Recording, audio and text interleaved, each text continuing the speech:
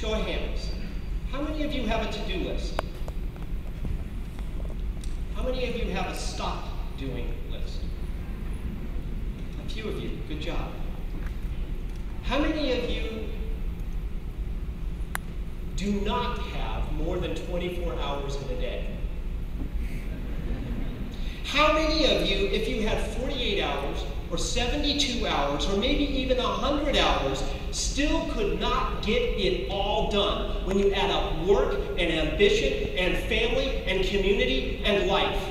Show of hands. Exactly. So the real discipline is not in what we do. It is undisciplined to just add and add and add and add and add. There are only 24. Times the number of days we get in our lives, period. That is it. There is no more, and there's nothing you can do to get more. So real discipline is not in what we do, but in what we do not do. And so question 12 is, what should be on your stop doing list? Now I will leave it up to you to resolve the existential dilemma of whether to start a stop doing list on your to-do list.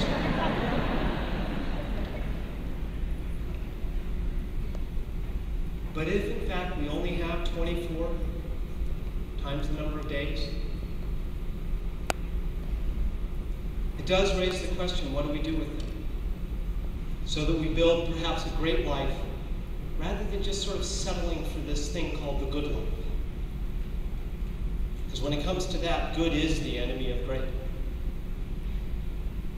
One of the mentors who shaped me, Peter Drucker, he built a great life. I'll never forget going down and visiting him in Claremont, California. He was 86 years old. We went to lunch, and he ordered a Merlot and a double espresso. And he downed the Merlot in one shot and then chased it immediately by the double espresso. And I thought, wow, I get it. Preserve the core, stimulate progress.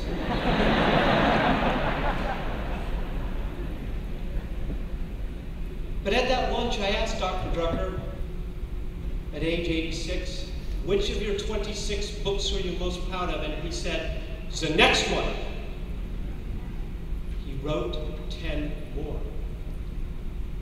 That's not the good life, that's the great life. And at the end of that day, Peter Drucker was sitting there in a car with me, and I was at an inflection point in my own life. I'd left Stanford, I was scared, I didn't know if it would work. I was betting our future on Built to Last, and Peter sat me down in this little rent-a-car in front of his house, and he said, Mr. Collins, it appears to me you worry a lot about whether you will survive. You will probably survive. And you spend a lot of time worrying about whether you will be successful. Bah! That will probably happen. Why don't you spend more time thinking about how to be useful? That's the great life. I would close with a story.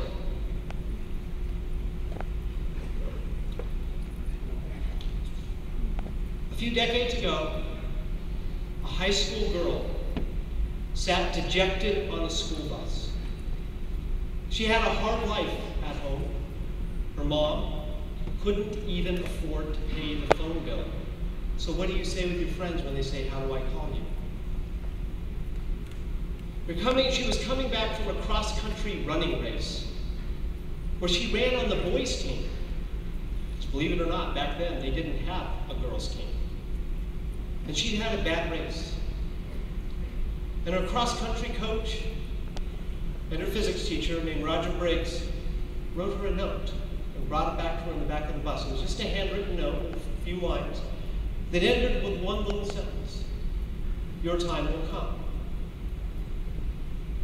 That young girl went on to become my wife.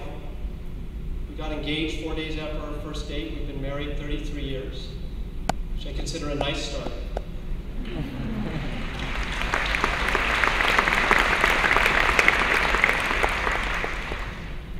We were going through some stuff the other day. 4 decades later, almost, she still has that note. Her time did come.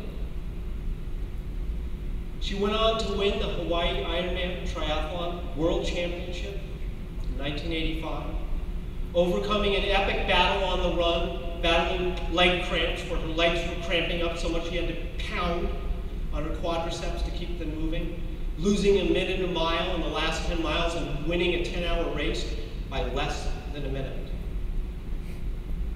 But that did not make her happy.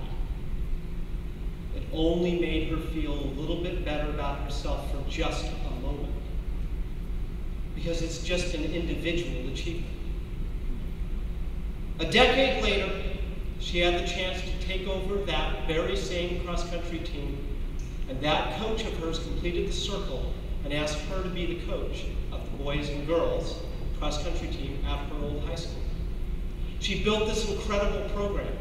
They went on to win 4 state championships, both boys and girls, and the program grew to hundreds of kids out falling in love with running and being part of a first-class program.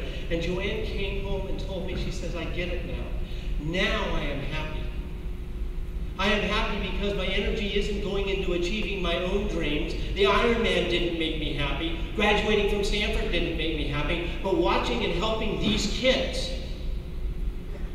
that made me happy. And so I close with a challenge and a question for all of you. Maybe that is the secret. The greatest leaders, the greatest people I have known and studied find a way to be useful, to be of service, to something for which we're willing to suffer and to sacrifice, to make a contribution and a distinctive impact on people, on real flesh and blood, people that you love. And I leave you with a question, not an answer. How will you change the lives of others? Maybe it's just a few people, maybe it's many people.